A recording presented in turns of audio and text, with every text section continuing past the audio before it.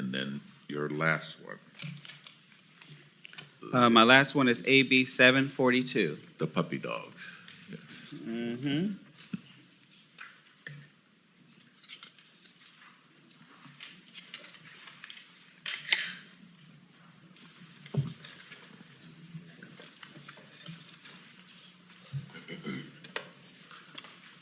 Item number AB 742, law enforcement police dogs. Whenever you're ready.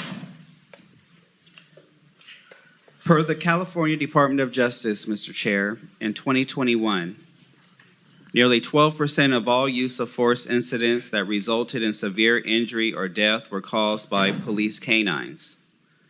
Nearly 2/3 of all people seriously injured or killed by police canines in California were Black or Latin or Latino, while 64% of those seriously injured or killed were unarmed.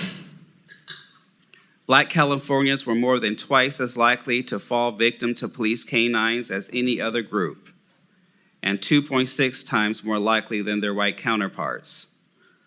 Latino Californians were more than twice as likely to fall victim to police canines as their white counterparts. The jaws of a police canine have enough force to break through sheet metal and often cause permanent nerve damage, and in some cases, permanent physical disfigurement to their victims. And in many cases, they have not yet been convicted of any crimes yet. AB 742 will ensure that California will no longer condone the mauling of civilians by police canines, which is a gross misuse of force that would rarely be justified in any other context. We're not just talking about those who law enforcement are trying to apprehend. They are also harming innocent people. Christine Naderer was bitten on the head by the Brentwood canine police dog Marco in her own home as she lay tucked inside a cramped crawl space in January 2019. Adam Gabriel, a Marine Corps veteran, was bitten on the bicep by a police dog after Sonoma County Sheriff's deputies wrongly detained him on suspicion of carjacking. Another man had taken the car, and the victim mistakenly identified Gabriel's car as the suspect's. Jesse Porter, an 89-year-old man, was bitten on the left calf by a police dog in his own backyard, which led to his leg being amputated above the knee, and he died less than 2 months later in a rehabilitation center. The police canine mistaken him for a suspect. Richard Earl May Jr., a 64-year-old man, was bitten on the legs by a police dog named Riggs while trying to rescue a friend's cat at a construction site. A civil jury in 2017 awarded him $1.1 million, ruling that San Mateo County Sheriff's deputies used excessive force. Officer Matt Neff's police dog Bass mauled two 18-year-old men during a search for armed robbery suspect in East Oakland, resulting in injuries requiring hospitalization and surgery. Neither of the men were charged with a crime. I can keep going. Joel Alejo, a handyman, was attacked and repeatedly bitten by police dog Balco in his own backyard in June 2020. He was not the kidnapping suspect that Palo Alto police were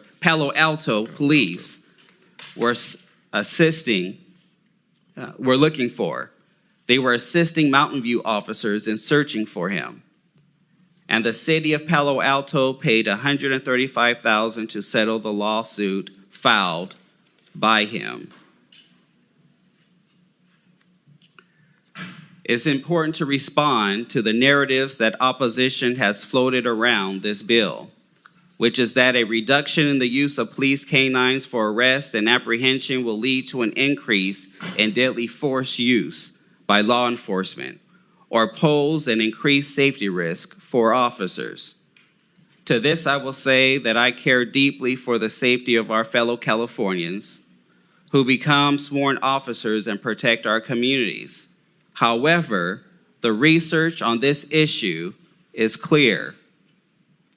A study from 2022 from the Journal of Experimental Criminology found that the sudden suspension of police canine use for apprehension was not, and I repeat, was not associated with a statistical increase in officer or suspect injury or suspect's resistance during felony arrest. It is also important to also note that there still may be other instances where some amendments could be warranted. However, I have not received any substantive recommendations on amendments. Instead, I have received more ideological responses, which does not get to the problem I'm trying to solve.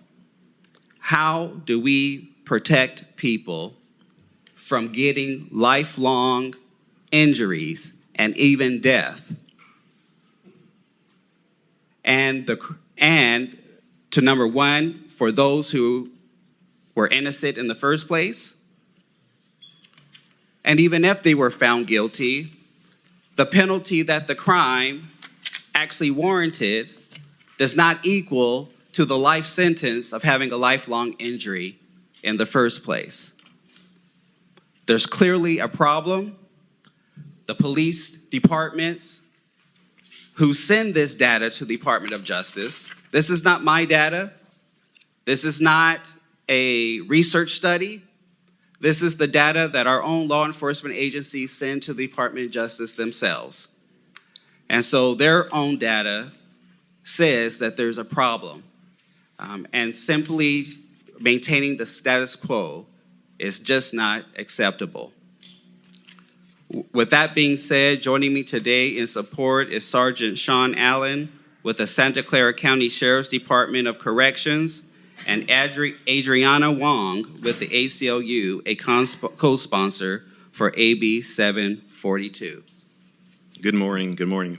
My name is Sean Allen, a sergeant with the Santa Clara County Sheriff's Office / Department of Corrections, and former 2022 candidate for sheriff with nearly 34 years of combined service. My experience with trained dogs includes owning, importing, handling, and training extending back to the 1980s.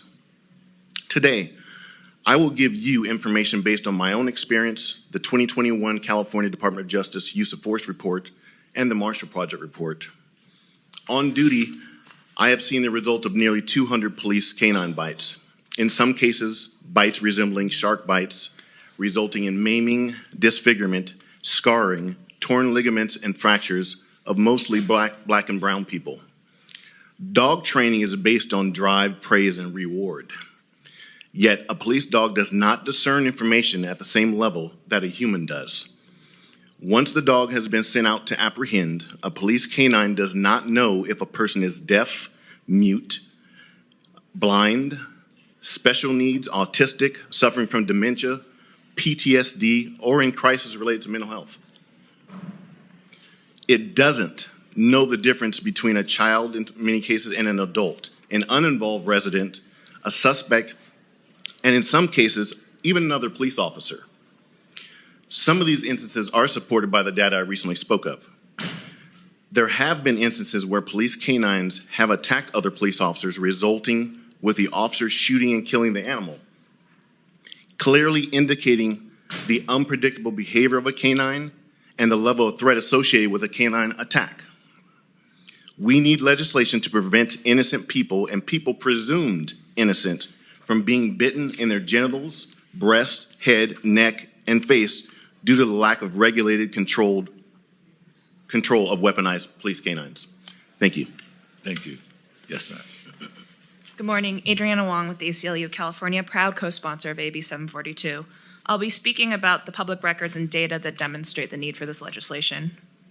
State use of force data tells us that in just the last few years, police canines have injured hundreds of Californians so badly that they face death, protracted and obvious disfigurement, or loss or impairment of a body member or organ.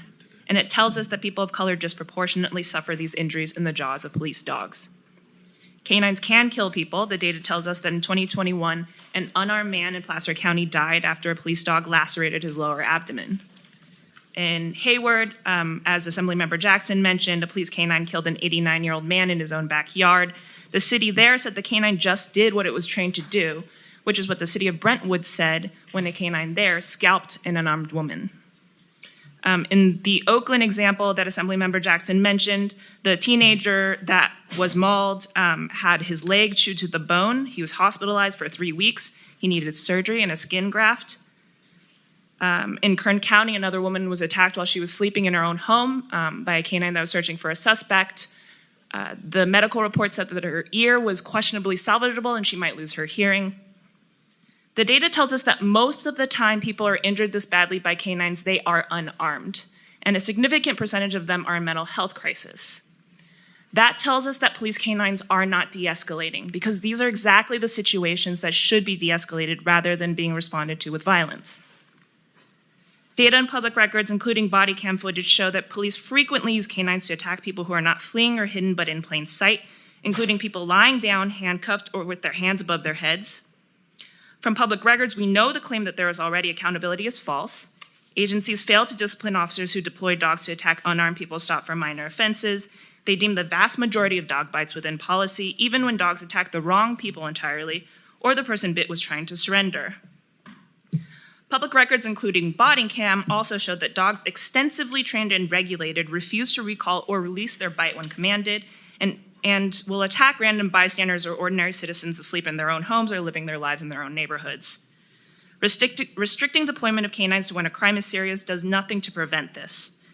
Experts agree that there is no way to ensure dogs will behave as commanded, limit the force they apply to what is necessary and proportional, or even bite the right people because they are animals. Finally, the data shows that using dogs to bite human beings is unnecessary. An academic study found that discontinuing a canine unit led to no increase in injury to officers or suspects or the amount of resistance during arrests. And when we looked at the data for several California agencies, we found that decreases in canine deployment from year to year corresponded with decreases in shootings. Increases in canine deployment corresponded with increases in shootings.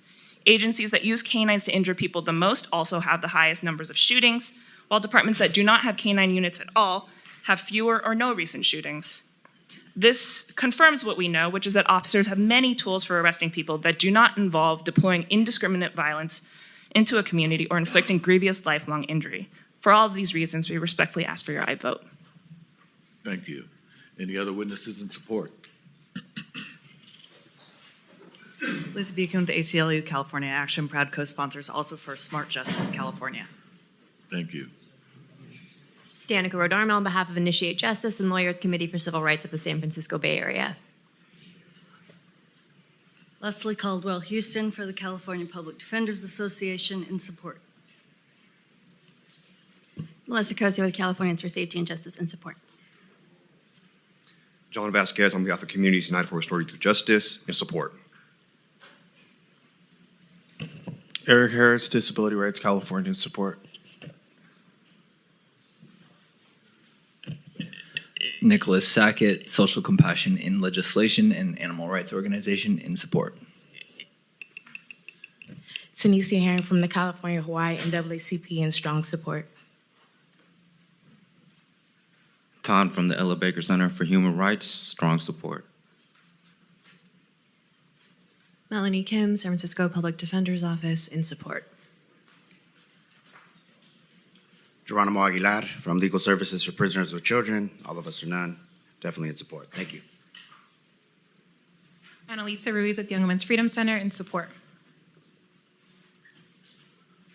Aram James, retired public defender, also with the Coalition for Justice and Accountability, who strongly supports AB 742. Thank you. Thank you. Thank you. We're now for witnesses in opposition.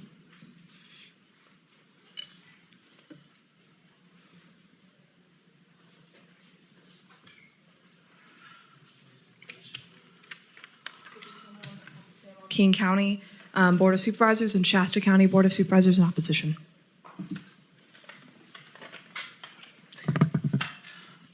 You have 5 minutes, whatever way you want to parse it out. All right. Okay, Sounds welcome. good. Thank you. Good morning, Chair, members. My name is Alex Turcotte. I'm the Get Chief of closer Police. to the mic so we can all hear you. Is that better? Yeah. All right. That's Thank you. Chair, members, my name is Alex Turcotte. I'm the Chief of Police with the Citrus Heights Police Department. I'm here today on behalf of the California Police Chiefs Association. Thank you for giving me time to share our concerns regarding AB 742. First and foremost, I want to make it clear we agree that racially biased policing is unacceptable. As law enforcement management, police chiefs are responsible for training, education, and when necessary, discipline relating to biased conduct. This is a responsibility we take incredibly serious, which is why we have partnered with the legislature over the years to directly address biased conduct. Thanks to our combined efforts, we now have mandatory background checks, robust training, public disclosure of complaints, and a decertification system that includes review of all biased conduct by a statewide civilian board. This is not to say our work here is done, but these are examples of direct efforts we have taken to address the issues underlying this bill. Unfortunately, AB 742 is not a solution to biased policing. AB 742 strictly bans critical functions of our canine programs. It's important to note our statistics show overwhelmingly that these programs reduce force, de-escalate situations, and protect lives. While we are still analyzing the data, an early review of statistics from several large agencies shows canine force is used in a fraction of 1% of all canine deployments. This means in over 99% of the tens of thousands of canine deployments per year, the intervention has led to apprehension or surrender without use of force. Strict department policies, training guidelines, statewide use of force laws, and a large body of case law work together to set the standards of use of canines. Notably, state law requires proportional force, de-escalation, and crisis intervention, reporting requirements, and more. As such, canines are used in response to violent activity, not low-level offenses. But in the rare situation the canine is deployed, they provide benefits that cannot be replaced. Canines provide an early alert for officers to alert them to threats, allowing for more time and distance, both factors that are critical for de-escalation. A canine's sense of smell, hearing, and agility allow them to identify concealed threats that might not otherwise be found by officers. Canines can search areas that are difficult to access, such as large open spaces, attics, dark alleyways, crawl spaces, and other areas that provide a suspect a tactical advantage against an officer. The bottom line, AB 742 removes canines from a role that protects officers and the public. As such, and on behalf of the 334 police chiefs in California, we respectfully must oppose AB 742 and ask for your no vote. Thank you. Thank you. Good morning, Chair and members of the committee. My name is Brad Meyer. I'm currently a captain with the Butte County Sheriff's Office and testifying on behalf of the California State Sheriff's Association in opposition of AB 742. I'm currently a handler. I'm a former handler from 2 different California law enforcement agencies. I have been involved with the training, deployment, and supervision of police canines my entire career. I have been a canine handler for 4 different police canines and oversee the canine unit as a supervisor. Police canines enhance safety to the suspect by de-escalation. Suspects often see and hear a police canine and will give up prior to use of force by the law enforcement. More often than not, the barking alone from a police canine will get the suspect to surrender peacefully without any use of force at all. As a canine handler, I have been involved with many different critical incidences throughout my career. Many times, suspects who are violent and dangerous felons have been found by my canine, enhancing the safety of the officers, the suspect, and the community. I was involved in an incident where a subject had an outstanding felony warrant for weapons and drug charges and a long history of violent crimes. He was a very dangerous offender. The subject had fled the scene into a large farming area and was hiding from officers. We conducted a long search of the area, and my canine located the suspect in an area where we were not able to search by humans. The suspect was arrested with minor injuries, In the area where the suspect was hiding, we located many different firearms. We were unable to see the suspect during the entire search, and we would not have located him without my canine.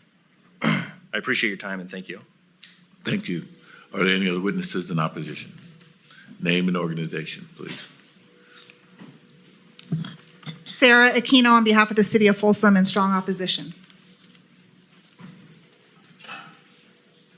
Good morning, Mr. Chair. Member Shane Levine on behalf of the California Statewide Law Enforcement Association, Association of Orange County Deputy Sheriffs, California Fraternal Order of Police, Long Beach Police Officers Association, Sacramento Deputy Sheriffs Association, and also on behalf of Jennifer Fearing and California Fish and Game Warden Supervisors and Managers and the California Wildlife Officers Foundation, all in opposition. Thank you. Thank you. Chris Emery, Lieutenant with the Folsom Police Department, opposed. Thank you.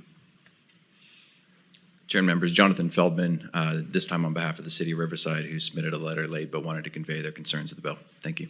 Thank you. Good morning, Mr. Chair and members. Matthew Seiberling on behalf of the Association for Los Angeles Deputy Sheriffs and the California Peace Officers Association, both in opposition. Thank you. Mr. Chair, members, Randy Perry there and Reed and Associates on behalf of PORAC and the California Association of Highway Patrol, in opposition. Mr. Chair, members, Ryan Sherman with the Riverside Sheriff Association, also with the Police Officer Associations of Claremont, Corona, Pomona, Palos Verdes, Newport Beach, Upland, Santa Ana, Burbank, Murrieta, Arcadia, Riverside, Fullerton, Culver City, and the Deputy Sheriff Association, Monterey County, and Placer County, all in opposition. Thank you. Thank you. Good morning, Chair and Committee. Julio De Leon with the Riverside Sheriff's Office on behalf of the Sheriff's Office and Sheriff Chad Bianco. We are in opposition. Thank you. Thank you. Gregory Toney, as a representative of the Western States Police Canine Association and a prior handler, 22 years of law enforcement, and have personally had a dog potentially save my life and So the life thank of. you. So, opposed. Thank you. Robert Hurlberg on behalf of the Redondo Beach Police Officers Association in opposition. Thank you. Mr. Chair, members, Brandon Epp on behalf of Los Angeles County Sheriff Robert Luna in opposition. Thank you. Jim Stark, Whitmer Tyson Imports, we oppose. Any other witnesses in opposition? We'll bring it back to committee members. Any comments or questions? Or Mr. Lackey? Yeah, thank you. Just as a reminder, I was here in 2019 when the legislature passed a series of laws that directed law enforcement to utilize de-escalation techniques. It was clear the public wanted less lethal force. I feel like this particular bill, AB 742, goes into a whole nother direction. I'll never vote for a bill that will restrict the ability of an officer to use less lethal force and that can de-escalate a life-threatening situation. Honest and complete statistics are very, very valuable, and here's one to think about. When canines are activated, the suspect surrenders prior to a bite over 90% of the time. That is a very powerful consideration that you are trying to strip from law enforcement. It's safer for an officer and safer for the suspect, in spite of some of the stories that you have shared. I do believe, if anything, we should be using police dogs more. And that may sound contrary to, and it's not meant to be offensive. It's meant to be honest. Because I believe that getting people to surrender and to stop the resistance is powerful. Because everybody wins, both the suspect and the officer, when you reduce resistance. And that is the role of canines. And so I will obviously not be supporting this bill. Thank you. Linnaeus? Thank you. I have a question for the in support with the, how many, do you guys in your records, do you show how many people have actually gave up knowing there was a canine on scene? No, that data is not available to us, nor is the comparator, I guess, of how many people give up when there's no canine on scene.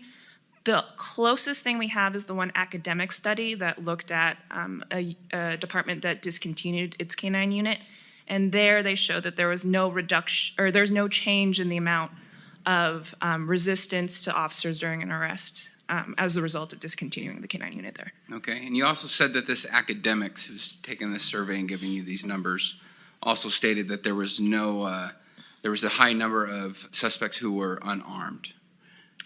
No, that is from the California state use of force data. Okay, so with that data right there with the unarmed, did you guys ever question or wonder why that was, because there were so many unarmed suspects? I think that's part of the impetus for this bill. Okay, for the opposition, Captain, as a handler, would you send your dog into an armed to apprehend an armed suspect? Depends on the situation, but most of the time, no. Yeah. So in my experience, I've known handlers who take care of their canines like as if they were their partners, and they're not going to send them into a room when there's a known armed suspect in there. So that's probably why you're getting your unarmed data is so high. So I've been receiving lots of phone calls about this bill. The author obviously knows this. I've been getting text messages, emails, phone calls about this, because this is really going to hit the law enforcement community. This is a tool, in my eyes, and obviously Mr. Lackey as well, that we're trying to take away from law enforcement. And this is a less lethal option. And I fear that law enforcement community is going to have to use a higher level of use of force by taking this away. And I fear that the unintended consequences of this bill, unfortunately, will lead to shootings that do not need to happen. I've seen it many times where the person who was getting apprehended did stop prior to the canine being deployed because they did see the canine and they didn't want to get bit. I'd like to know maybe the stats on how many people have been bit twice or maybe 3 times, because usually after one time they've been bit, they kind of know what it feels like and they would give up. And then in custodial settings, I know that a lot of 4850 claims by the deputies have gone down when they've had canines in there, because usually the individuals who were not wanting to give up did give up once a canine was on scene. So there are many uses to them, and there are many other factors that come into this as far as savings of money for employees, deputies, even the person that could be getting apprehended. And I see that also being a debt for the cities or the counties or even the state by not having those people available to those communities that they're sworn to keep safe. So I unfortunately will be a strong no on this. Thank you. Any other? Mr. Disperse? Yeah, I just had some questions. Are the canine units considered peace officers? So we have in the committee analysis a host of a description of existing law that requires that a peace officer has the ability to use certain levels of force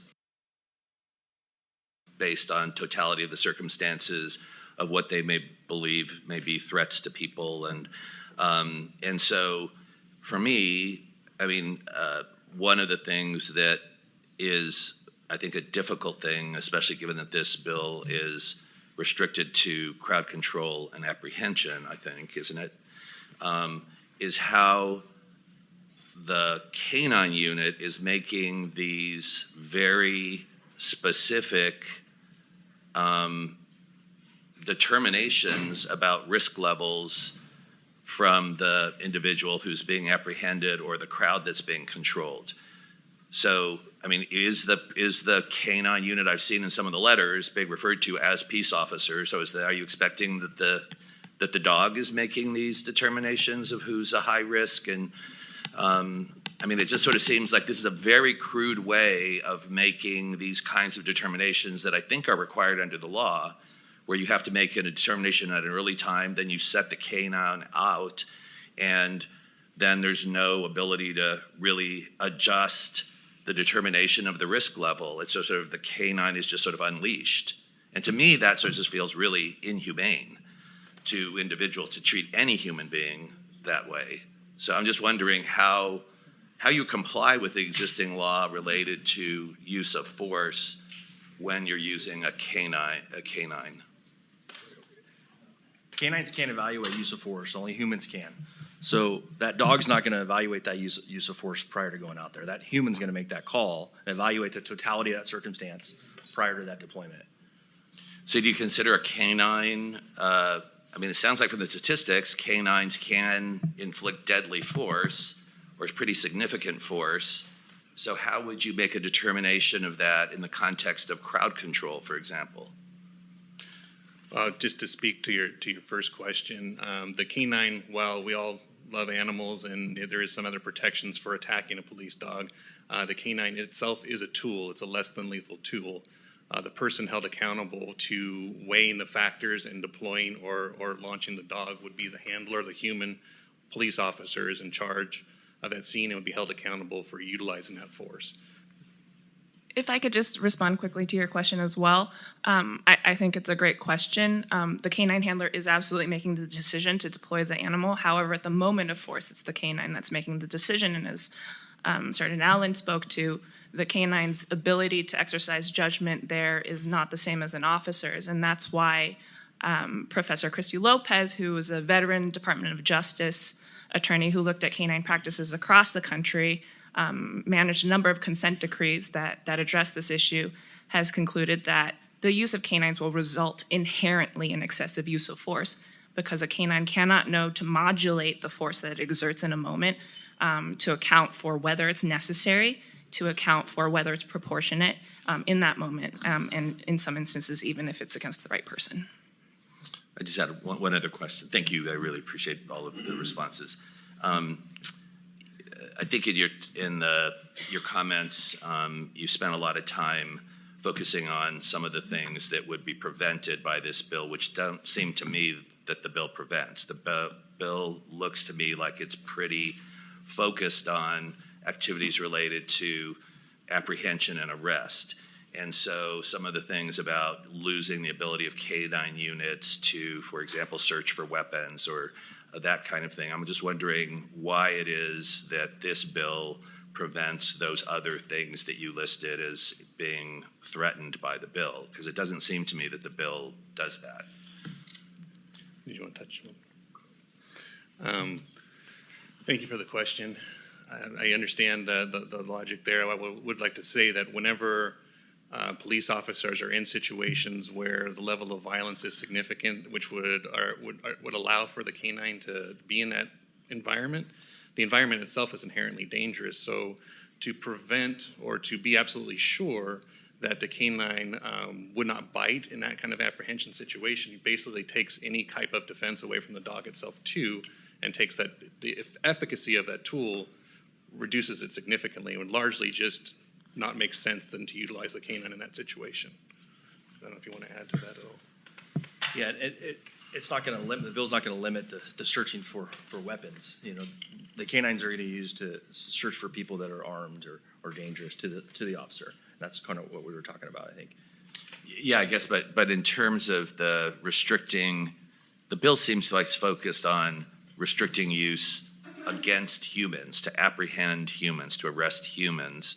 It doesn't seem like it would prevent the continuation of canine units to, for example, search luggage at the airport or, do searches in a supermarket for weapons or bombs that might be there. It seems like those kinds of uses would be able to continue. Am I misunderstanding that, or would the author? That's correct. That's correct. Thank you very much. Mr. Bryan. No, I think my colleague from Santa Monica raised kind of an interesting point, right? So, and you all mentioned this as well, that many times the presence of a canine leads a suspect to surrender, to give up. But if you've already sent it after me and I drop down, I'm still getting bit because the dog can't, or your call off has to be to a point that I think post sets a really minimum level for its effectiveness. Is it you can call the dog off within a foot from somebody? You can call the dog off kind of immediately after letting off? How quickly can you adjust your commands to the dog, given that you see somebody is no, and how often does that happen in practice? So that happens all the time. That's one of those things that we constantly train on. It's the only tool in law enforcement that once deployed can be stopped prior to making contact with the suspect and called back to the handler. That control is what we hang our hats on. We want that, so we're constantly working on that. So that line, and you talk about post, and post says that the dog has to be dedicated to the suspect, and then the call-off must be accomplished, okay? But we continually train with those higher standards where we're trying to make that call-off so it's right at the person, and the dog listens to the handler and comes back. So it's the only tool, like I said earlier, the only tool that can be called back once deployed. You can't stop a bullet. You can't stop a baton strike.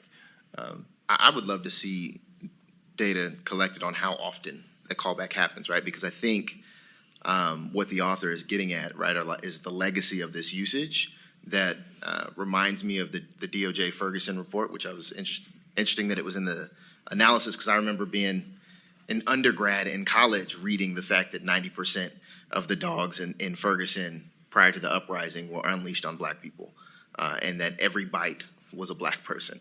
I'm thinking about the Los Angeles Sheriff's Department and the historical reference to black and brown people as dog biscuits, right? And so I think that is the harmful legacy that the author is trying to get at.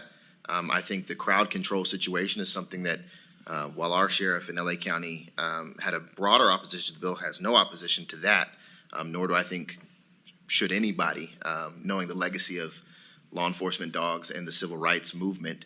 I think the author has raised a willingness to collaborate and work, because right now it's a kind of a blanket, no apprehension. It makes me wonder, when is the canine unit deployed? Is it that this is a burglary, we feel like it's the canine unit? This is who's making that determination? And is there a strict criteria for when the canine unit is deployed, or is it just they're available and you want to go?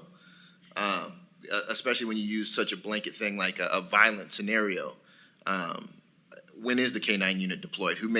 I know somebody makes that determination, but is there a statewide standard for when you can and cannot deploy the canine unit, or is that at the discretion of whoever is leading the canine unit at the time and the availability of it? That's going to be the discretion. Use of force policy is going to dictate that, and the officer is going to make that determination on what crime that has been committed, how severe that crime is. Does that person pose a danger to the public or the officers? Is he actively resisting? He's going to evaluate each and every call differently, and that's how that determination is going to be came to.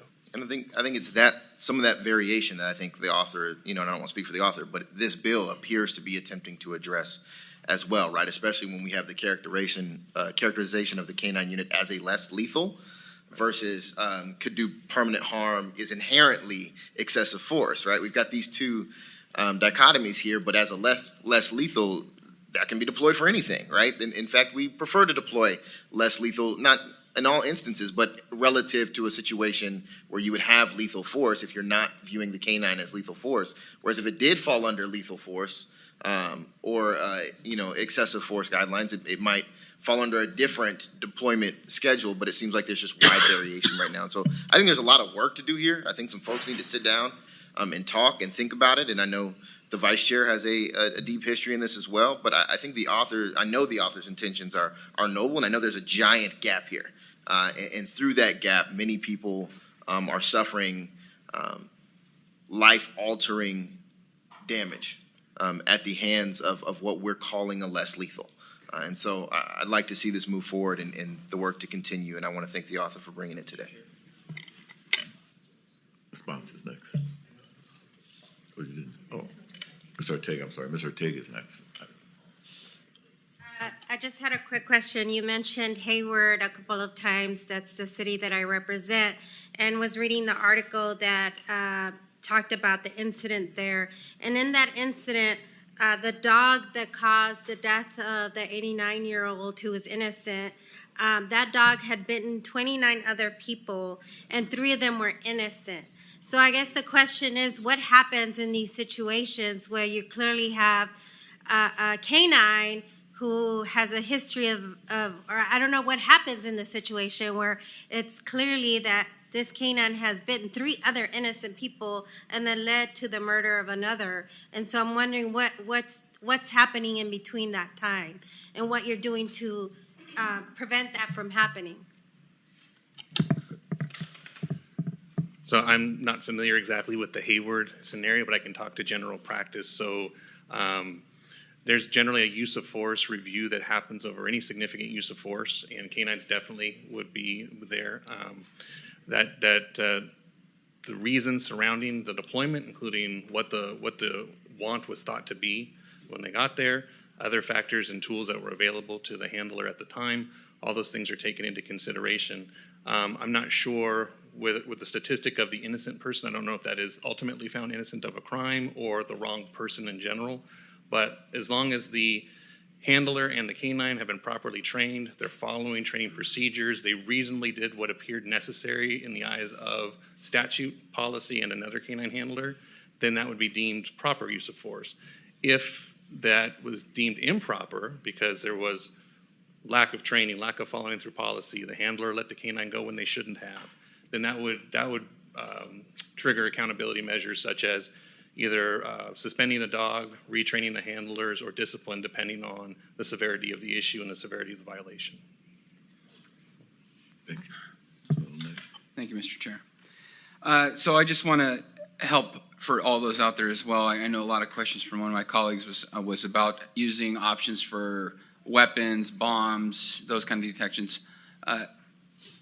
Are your canines cross-trained to do that for the most part? I know for the most part, are protection dogs. How many of them would you say, if this bill was passed, would be able to do the bomb detection, the weapon detection? Because in my neck of the woods, not all of them are cross-trained and are able to do that. It depends on the agency. Majority of dogs probably are cross-trained, where they have patrol apprehension functions and then another detection portion on top of that, either firearms, explosives, or narcotics, something like that. And then there's agencies that don't do that at all. So it's kind of across the board.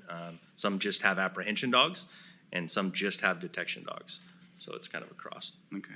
So I just wanted to clarify that right there. And as far as my other colleagues with the call-offs, I've actually been an agitator with the sleeve and actually had the dog stop in front of me when called off. And that also will come back to a lot of training. And you can obviously tell which ones train with their dogs more often than those that don't. And I think that's something that will also be addressed later. And Chief, you alluded to the canine as far as my colleague giving the example of the canine. How would that process go? I know you talked about policy, but would you guys immediately pull that canine off the street? Or would you guys let it continue its shift if you guys found immediately that there was another bite that wasn't warranted? If there's a canine bite that on its face appears to be outside of policy or egregious enough or significant enough to have caused severe injury, we would pull that canine, in our department, we would pull that canine off the street until which time we could conduct a full investigation. Thank you. Ms. Bond, could you go ahead and you want to answer the question or do it in your close? Well, no, one of my business wanted to respond to the question as well. Go ahead. She wants to hear. In terms of the call-off. So it's all over social media and other places. You see many instances where the dogs are sent out to apprehend, and they're either already biting or they're not biting, and they're called off and they do not respond as they're supposed to. There's a case in Kern County, I think that's all over the media, where a deputy accidentally opened the door of a canine officer, and the canine went and bit a person who was already arrested and in handcuffs, face down on the cement. Throughout dog training, when you're training dogs, one of the biggest things, even the dog sports that are associated to police dog certifications, such as KMPV and Schutzen and IPO and all these other disciplines, one of the biggest things you see, even with high-level trained dogs, is they negate to call off when they're told to, or when they turn the corner and they face an agitator or a suspect, they bite anyway. So dogs aren't coming. They're pretty unpredictable. I mean, again, talking about the instances where there was a little boy bitten at a community service event. The dog just took off and bit the little boy in the face. It's all over social media. There was a guy walking down the street, and an officer opened the door of his patrol car just to let the dog out, and the dog ran across the street and bit him. So in these instances, the dogs are being called off, but they're still biting. And the case in San Jose, which is a big issue, they send the dog out to find the person who's in a trash can. They knock the trash can over, and the dog bites and locks onto the person's throat. And for over a minute, the dog refuses to let off. You can hear the officers, some of the officers saying, "Oh my God." And once the dog refuses to come off and continues to bite, then they resort back to saying, "Stop resisting." How do you resist with a dog locked onto your neck? So the dog's out of control. You can't control the dog in many situations, and that's why we're seeing instances where police officers, when they're attacked by the same dogs we're talking about, they resort to using deadly force. We only resort to using deadly force as we're trained to prevent great bodily injury or death. Ms. Bonta? I think my challenge is that while POST has minimum training and performance standards for police canines, it's very clear that there is a huge variance in terms of the deployment practices and procedures for use of canines. And that is of concern to me. We want to essentially have the same kind of policy applicable so that if I'm in Oakland versus Hayward versus Fresno, as a citizen, I can understand how and when a canine might be deployed.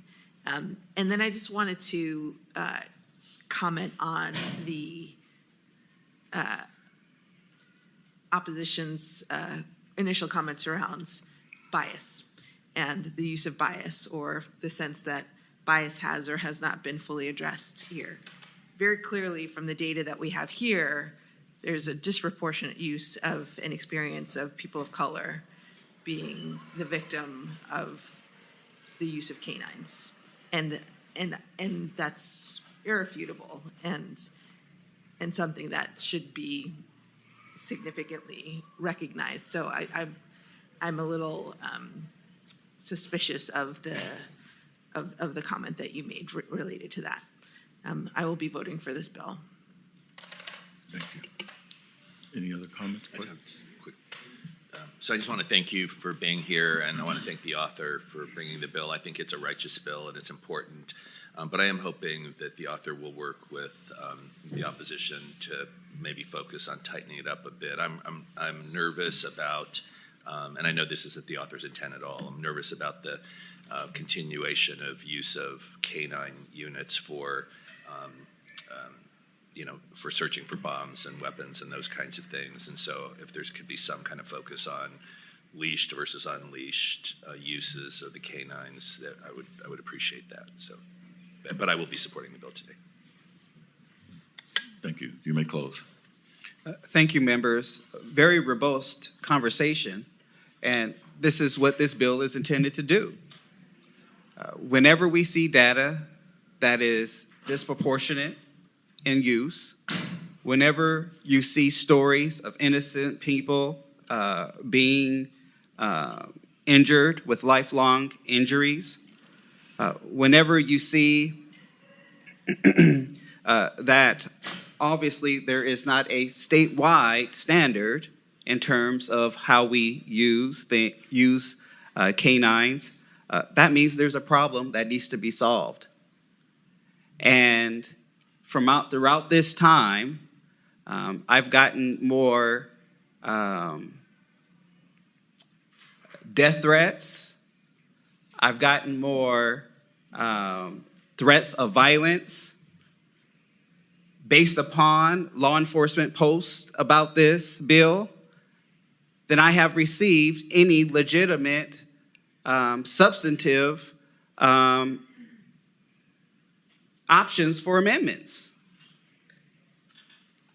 So the idea is that, and those who know me know that I'm trying to make sure that we have a balanced approach, but just trying to kill this bill is not going to happen. But if we have some things that will make sure, I've heard stories of a canine that actually saved a law enforcement officer because that they were being attacked by someone, but they were able to call on the dog to save them. Legitimate. Let's figure out how to fix that to make sure those things can happen. 90% of people who see the dog I would be one of them. On the scene, they give up because they don't want to deal with the dog.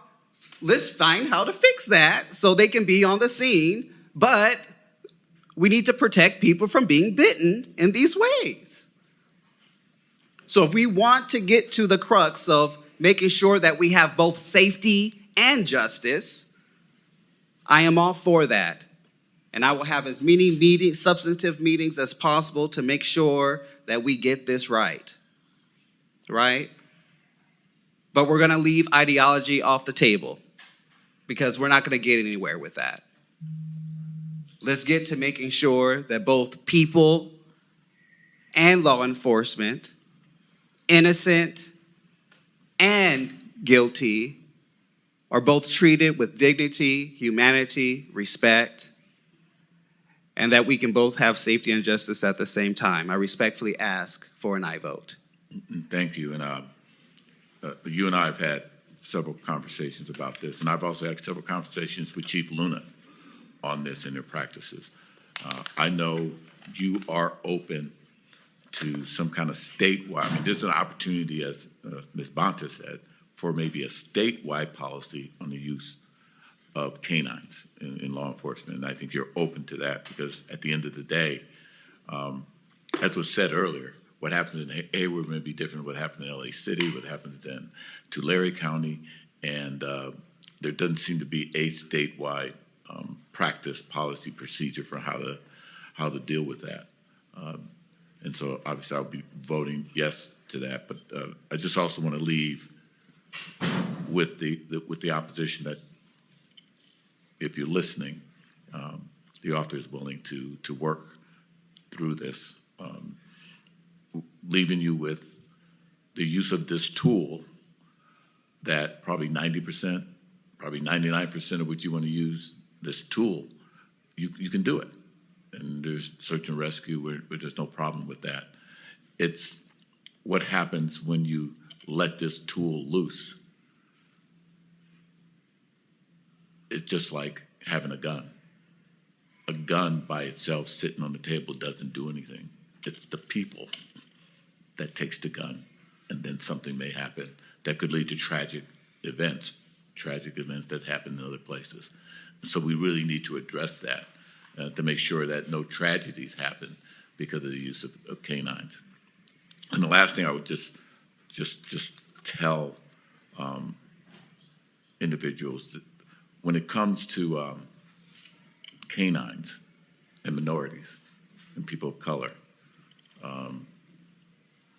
my uncle, my grandfather in Little Rock, Arkansas, to this day have problems with police dogs because of what happened to them in 1957, 58, 59, 60 with police and dogs. Some of us learned what was going on. And so as you look at this esteemed body, the majority of us are people of color and may not have had a good relationship with canines and law enforcement. And so that's what you're hearing. And so please take that into consideration and read your audience, especially when you come and bring people up to speak on this, because as I was watching, I didn't see a whole lot of people of color opposing this from the law enforcement side.